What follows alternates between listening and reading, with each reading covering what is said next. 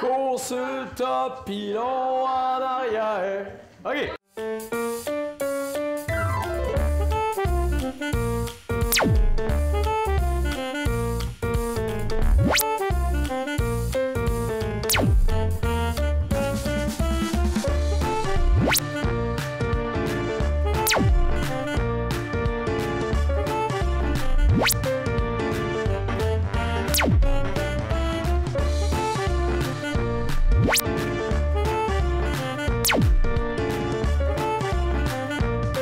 Moi, je les ai coursés. OK, bref. Je m'étais dit que ça serait drôle de demander à notre équipe de tournoi de préparer des parties d'impro dans lesquelles il va y avoir une pénalité clairement actée.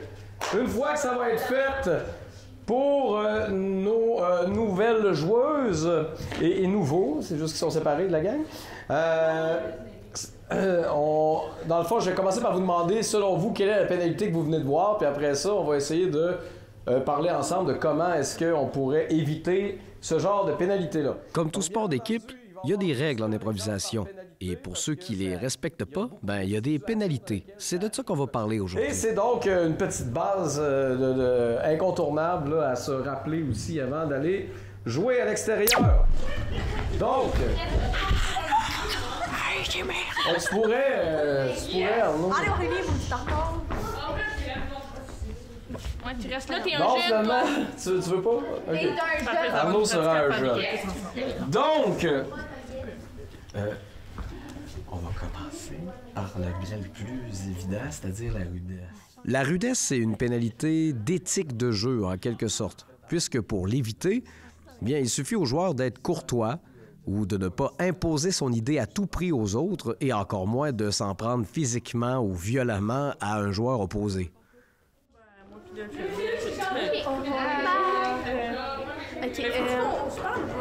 Donc, au jeu, imaginez qu'on est en improvisation mixte et c'est parti.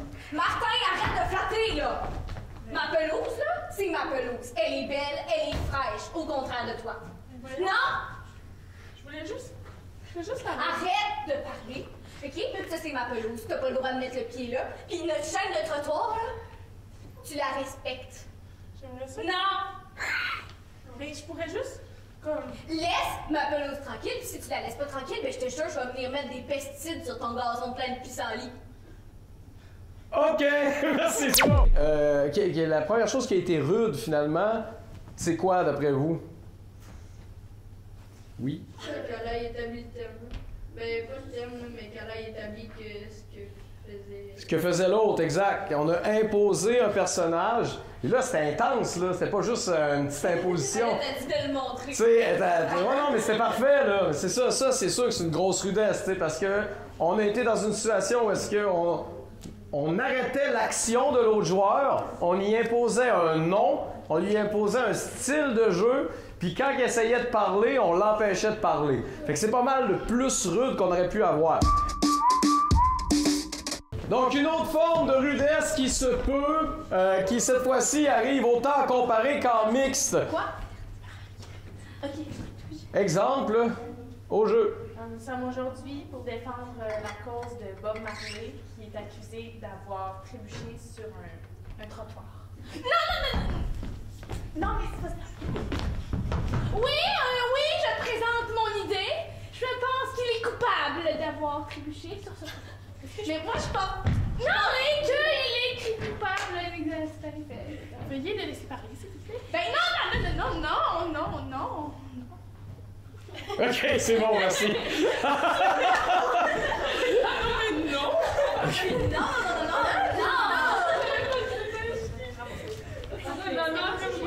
Donc, Non, c'est ça fait... dans ce qu'on vient de voir, qu'est-ce qu'il y avait de rude? Ben, laisse... Oui? Oui? Oui? Ben, laissez pas parler l'autre. Elle laissait pas parler l'autre, mais en plus, Elle a poussé. c'est ça, c'est physiquement. Tu sais, là, t'as pas plus rude que ça, tu sais, dire à quelqu'un « Non! » Même si tu le fais avec cette petite candeur de c'est quand même vraiment empêcher quelqu'un de jouer. Donc, on essaie d'éviter ce type de rudesse-là. D'autres exemples de rudesse ou d'obstruction, c'est vraiment quand on empêche aussi le jeu. Exemple. Ophélie, mettons, toi, ton objectif, c'est de me vendre des cochonneries dans ton petit stand de la cantine. OK? Ouais. Fais ça. Vous voulez des friandises? Non, c'est plus le temps des friandises! Personne ne devrait manger des friandises! Ah! Donc là, ce que je viens de faire, c'est de prendre l'idée de quelqu'un puis faire « on n'en parlera pas ».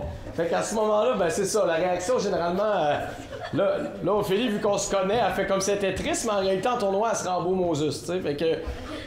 ça, c'est de la rudesse physique et c'est aussi appelé par certains arbitres de l'obstruction. Parce que cette fois-là, en plus, on empêche une idée de se construire. En impro, on dit qu'on dit oui tout le temps. Donc, on veut que les impros et les idées se construisent. Donc, il faut pas arriver non puis dire « oublie ça » puis se débarrasser de la patente. Ça va? Alors, votre but, c'est plus de développer les idées que les refuser. Bref, c'est ça que je veux dire. OK! Donc, je vais vous laisser préparer chacun une impro d'une seule minute. À l'intérieur, vous allez devoir me préparer ce qu'on appelle un cliché.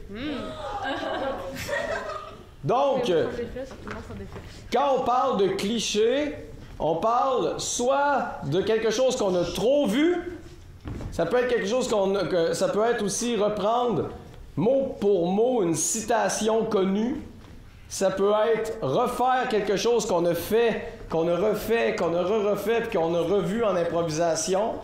Exemple, maintenant, il y a des arbitres qui cadrent cliché. Si tu rentres sur une mix puis que tu dis bonjour, comment ça va? Ben, parce que plus personne n'est capable de voir un début d'impro de même. On en a trop vu. Tu sais, avant, les clichés, c'était plus comme lancer le slogan d'une marque connue, des trucs comme ça. Ça se voit moins. Le cliché est rendu plus sur l'impro face à l'impro. Est-ce qu'on a trop fait ce genre d'histoire-là? Donc, je vais vous donner des exemples tantôt, mais là, en attendant, je veux que vous en essayiez un quand même. Oui? Mais genre, est-ce que c'est un cliché si, mettons, c'est comme une blague d'ailleurs, Ben, tu sais, dire genre une marque ou quoi que ce soit, c'est pas grave. Par contre, si, mettons, comme, je sais pas, tu sais, à un moment donné, il y avait « Ha ha! Family Prix! » Tout le monde disait ça tout le temps parce qu'il y avait une pub qui faisait ça dedans. Ben, si tu cites cette pub-là, c'est un cliché. Parce que la joke existe d'ailleurs. Si tu fais une joke que t'as pris d'un film ou un album de François Pérusse, c'est un cliché parce que c'est pas toi qui l'as créé, finalement. Donc, essayez-moi un petit quelque chose, là, puis on regarde ça. On fait du cliché. Allez, ma fille, Pierre, on va aller chercher quelque chose pour manger ce soir, d'accord? Allez, où, maman? Je sais pas ce qu'on va manger, mais c'est pas grave. Alors, on va vérifier les viandes. Oui, c'est cher un peu. Qu'est-ce que vous cherchez? Ben, pour manger de quoi ce soir, là? Bah, c'est Maxi, on a tout. Maxi, ben oui, Maxi. OK, c'est bon, oui, effectivement. Effectivement. Là, en plus, ce qu'il y a d'intéressant dans votre cliché, c'est que c'est tellement gros que c'en est l'entièreté de votre impro de base. T'sais. D'avoir imaginé de refaire une pub Maxi, c'est effectivement un cliché. Donc, c'est facile à éviter comme péno, on s'entend. Version des plus de notre tournoi. C'est parti! Salut, je m'appelle Jackie, je suis pauvre. Et moi, Rosette, je suis tellement riche. J'aime vraiment être sur ce bateau. Ah oui, moi aussi, tu es tellement pauvre. Et on va aller faire... Ah oui! Jackie, j'arrête du monde! Attention, le bateau est cool! Un iceberg! Non, Rosette! Jackie, non! Il n'y a pas assez de place sur la porte. La porte est... C'est grave. Mais il n'y a pas assez de place. Jackie, Laisse-moi mourir.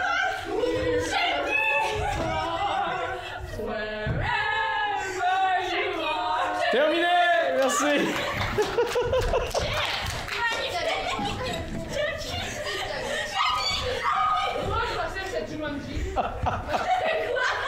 Bon, donc, même chose, ici on a un bel exemple encore de... là, on a décidé de prendre un scénario qui existait, puis de s'y tenir, même avec la même trame sonore, puis tout le kit. Fait que c'est dur d'être plus cliché que ça, finalement. Autre exemple, d'après vous, si on parle de cliché qui vient du monde de l'improvisation, quel exemple vous avez? Arnaud est beau. Je suis sûr que si j'entends ça, je ne donnerai pas un cliché, ça va être nouveau, là. Bref, vous l'aurez compris, un cliché en improvisation, c'est synonyme de déjà vu, autant au niveau du scénario que du propos. Ouais, c'est ça, pauvre Arnaud. Hein. L'autre pénalité qu'on voit énormément, c'est-à-dire cabotinage.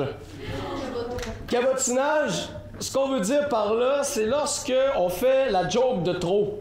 C'est comme autant le mode pipi caca-poêle, autant le mode la joke a tué complètement l'environnement de l'impro. Donc, peut-être un petit 30 secondes pour me préparer un cabotinage. C'est parti.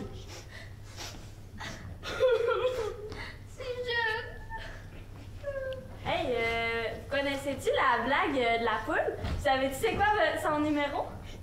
Non. C'est 444-1919. C'est oui, t'entendais de l'au-delà?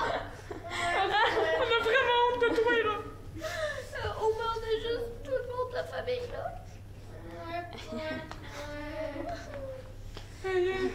Hey.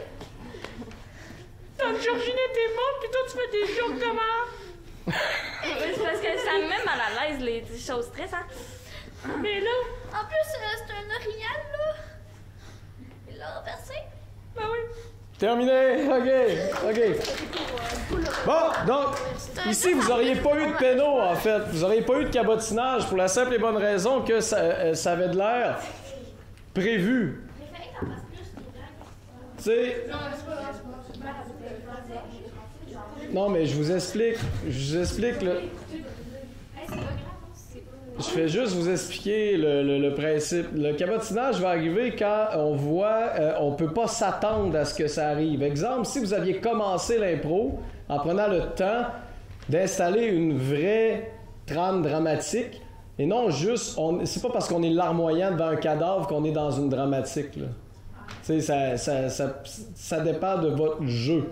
Si vous êtes crédible en termes de jeu, là, à m'emmener quelqu'un qui arrive puis qui fait une joke.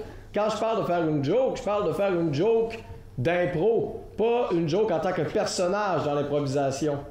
Si tu arrives en disant « Hey, connaissez-vous la joke de... » Là, on dirait vraiment que c'était prévu. On dirait que ça fait partie du scénario. Tu sais, là, ce qu'on avait devant les yeux, c'était un très bon début d'impro, dans le fond, parce que il y avait un gars ou une fille qui faisait un malaise dans sa gang de chums qui était devant le cadavre de quelqu'un qu'il connaissait. Ça, on a le droit de le faire. Par contre, si tout le long de l'impro, on avait l'impression d'entendre parler du décès d'un proche, puis qu'on était full dedans, puis que le monde était sur le bord de pleurer parce que votre jeu était vrai et fin, puis que là, à un moment donné, il y en a un qui fait comme... Moi, je l'aimais tellement. C'est tout le temps lui qui changeait mes couches. C'est là, ça, c'est le call de trop qui a pas rapport dans la trame. Là, tu vas te le faire donner, ton cabotinage. Vous comprenez? Donc, le cabotinage, c'est ce qui détruit la trame de base ou l'histoire qui est en train d'avancer. C'est bon, donc, version de cabotinage numéro 2. On va regarder. Les gays. S'il vous plaît. Ah non, il a fait caca. C'est pas grave, je vais rester seule.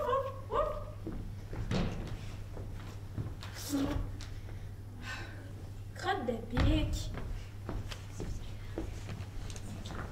Oh shit! Ben voyons, j'ai 2 pieds dans la merde. Mes souliers! Oh non, c'est vraiment une journée de merde aujourd'hui! OK. OK, c'est bon, merci. OK. Donc, si je comprends bien ce que vous essayez... C'est ça, j'ai dit. Donc, ce qu'il essayait d'illustrer à ce niveau-là, c'était que aussi baser toute son impro sur une joke pipi caca-poêle, on va souvent emmener se faire caler cabotinage. Donc là, dans ce cas-ci, c'était avoir basé toute son histoire sur une crotte de chien. Mais encore là, je suis pas sûr que c'est tous les arbitres qui auraient calé ça comme étant un cabotinage parce que c'était bien ficelé en fonction de tout ça, puis il aurait pu arriver d'autres choses après. Par contre, si vous aviez décidé d'en mettre une couche de plus à chaque fois, Genre, la première, elle pile dedans. La deuxième, elle regarde autour après avoir pilé dedans, puis elle se met à licher le soulier. La troisième, elle fait comme, bon, ben là, il y a déjà de la marde à terre. Je peux sûrement faire mes petits besoins ici, moi aussi. Là, c'est sûr qu'on était dans le cabotinage, parce qu'on va loin. Tu sais, quand vous allez aussi loin que ça dans des gags de caca, là, forcément, cabotinage. Donc, retard de jeu, au final, c'est quand on a l'impression que vous passez beaucoup trop de temps sur quelque chose qui n'est pas nécessaire à l'histoire. Comme juste, par exemple, si je reprends leur gag de crotte de tantôt, si, mettons, il avait fait des jokes avec la crotte pendant 1 minute pour se rendre compte que finalement, on voulait développer l'histoire de quelqu'un qui est en train de devenir un super-héros, ça aurait été un retard de jeu, ce cliché-là, finalement. Donc, si, mettons, on a l'impression d'avoir laissé comme « Oh mon Dieu! Le volcan va exploser! » Puis que, au lieu d'aller au volcan, vous vous mettez à parler de votre valise. J'apporte-tu mes jumelles? J'apporte-tu ça? Si, mettons, il y a quelqu'un qui est en train de crever, au lieu de tout de suite arriver avec l'ambulance puis de faire de quoi avec lui, vous prenez le temps de retourner chez vous, composer le numéro de l'hôpital, demander une ambulance, raccrocher, revenir sur les lieux de l'accident. C'est du retard de jeu. C'est ça qu'on dit, c'est important de faire avancer l'histoire. Donc, je vais vous donner un thème. Votre thème sera cadeau empoisonné et je veux qu'il y ait un retard de jeu en dedans de votre impro de 2 minutes. Une vraie impro de 2 minutes. Donc, au jeu. Oui. T'as-tu besoin du bol? Alors, on a de la farine. Ouais, ben. Écoute, on va faire avec ce qu'on a, ok? Une tasse de vie, ouais. Moi, juste une bonne option. Regarde, j'ai un citron. Qu'est-ce que tu veux bien faire avec un citron? Ben, un gâteau au citron, là. Ouais, je suis pas sûre que c'est une bonne On idée. a-tu du sucre? Sucre? Des galettes au citron. On a du sucre. On pourrait faire des galettes au citron. Ah, regarde, on a même du pavot. Ok. Hey, ça va être bon. Mais, t'es pas obligé de faire de l'activité dedans. Ah oui, puis les œufs. Ouais, ok. J'ai trouvé des œufs. Oh non, il y en a plus! Mais bon.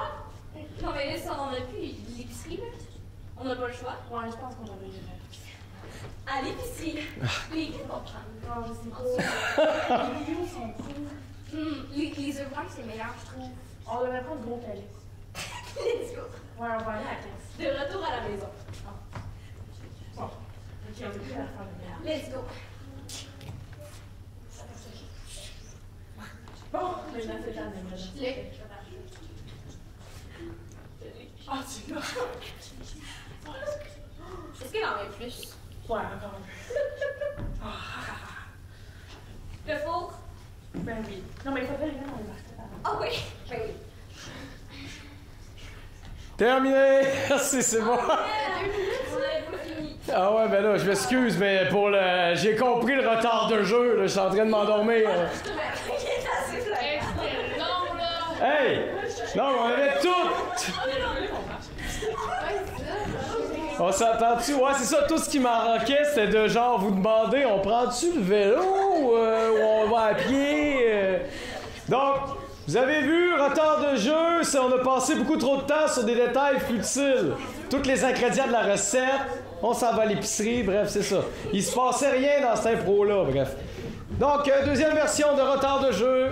Au jeu. Là, aujourd'hui, c'est le 31 décembre, c'est la fête de ma meilleure amie, Clémentine. Bon, je vais lui donner un petit gâteau fait maison, mais pas fait maison parce que j'avais l'acheter. Clémentine, là, a les cheveux orange comme la caillou, avec des petits yeux bleus. Là. Ma boîte est toute prête, mais il manque quelque chose. Le gâteau. Je vais aller à l'épicerie pour ça. À l'épicerie. Ah oui, ouvre-moi la porte, là. Elle s'ouvre tout seul, là. Ok, merci. Bonjour, j'aimerais savoir un petit gâteau. C'est de l'arranger là-bas. Ouais, mais je sais pas quelle sorte de gâteau j'aimerais savoir. Bon, Qu'est-ce que vous aimez? C'est pour Ben, je sais pas, j'aime ça les framboises, les bleuets, les clémentines, les betteraves, Ok, les cornichons. Ok, c'est bon. On va prendre. Je cherche. C'est plus cher. Un peu plus cher. OK. C'est beau, merci. Parfait. Donc, ici, Arnaud, il a vraiment très bien pris toutes les perches pour en faire de quoi de trop long. Même à la fin, quand je l'ai arrêté, un peu plus cher, s'il vous plaît, c'est quoi le prix? C'est toutes des questions qu'on se fout totalement sur un improvisoire, finalement.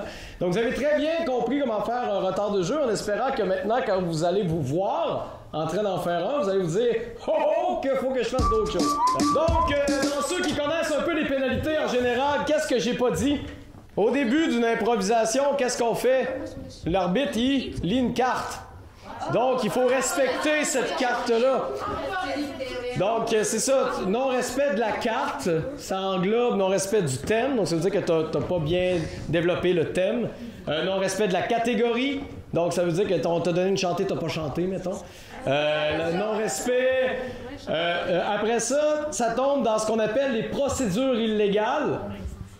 S'il vous plaît, procédure illégale.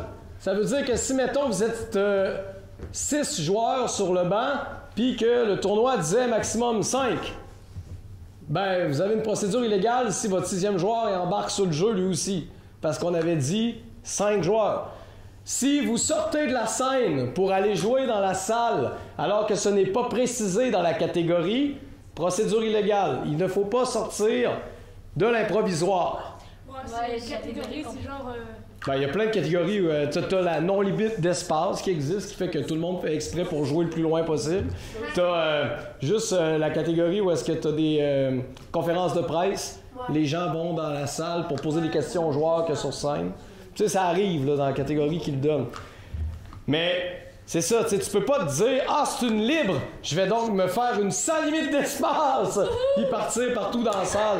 Tu sais, ça va être une procédure illégale à ce moment-là. Mais monsieur, si aucune limite, il y a aussi aucune limite, tu peux donner aller carrément. Ouais, mais tu sais, je veux dire, ton but c'est de gagner un impro, c'est pas de te sauver dans les toilettes, là, on s'en fout. Ben, ça dépend avec qui, là. Ouais, c'est ça. Donc, dans les non-respects, il y a une dernière chose. Il y a une dernière chose dans les non-respects qu'on n'a pas vu. C'est quoi?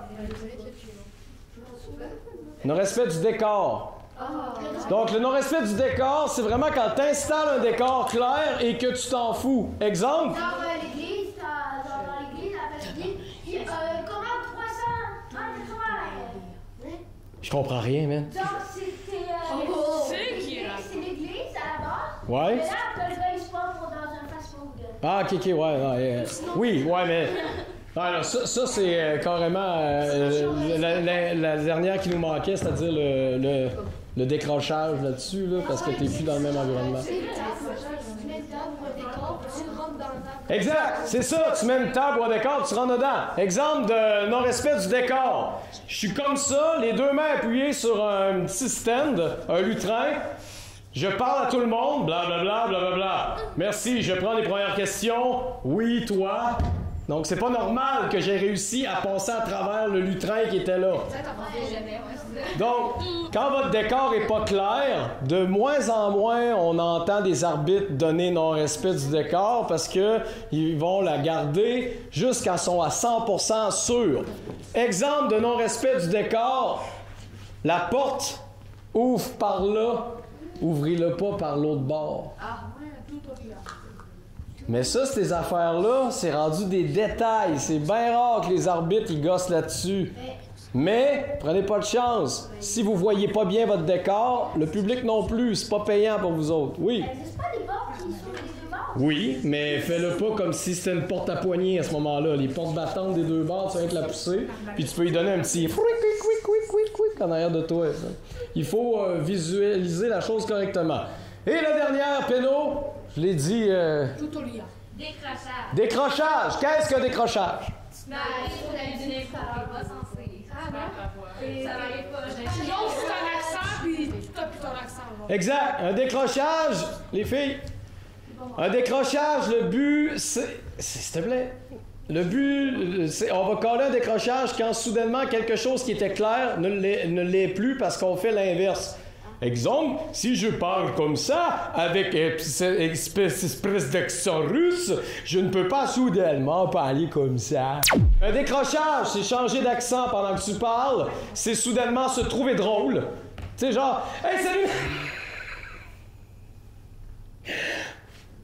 Salut Nathalie! Tu sais, là, c'est un décrochage, là. C'était clairement, t'avais pas envie de rire pour vrai, t'étais pas censé rire, là.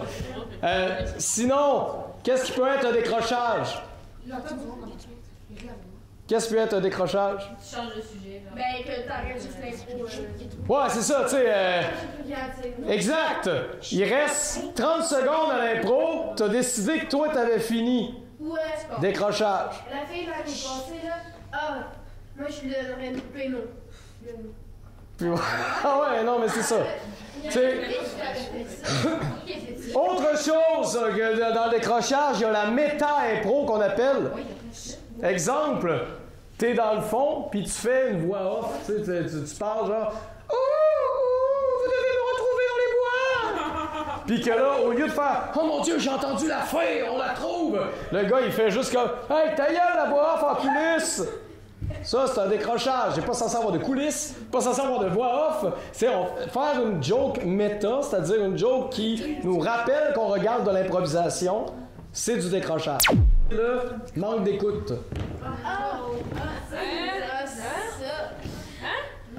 Manque d'écoute. Si, mettons, mademoiselle ici se fait appeler Julien au début de l'impro. Puis qu'à un moment donné, il y en a un autre qui arrive, il fait comme « Hey, mademoiselle! Hein? » Manque d'écoute. Il a peut-être changé de sexe en 30 minutes. Mais non, justement, faut garder la logique qu'on a. Si, mettons, toi, tu t'appelles Julien, puis qu'il y en a un qui fait Martin Gaétan, manque d'écoute. C'est mon deuxième nom. Si, mettons, vous êtes tous les deux, si, mettons, genre, sont en train, il y en a deux qui parlent, qui sont en train de sauter sur une trampoline, puis que l'autre, il rentre sans trampoline, puis qui est normal, c'est un manque d'écoute. T'as pas vu le décor qui avait été installé, tu sais. Comprenez? Oui, on comprend. Oui. Parfait! C'est ce qui termine notre tour des pénalités.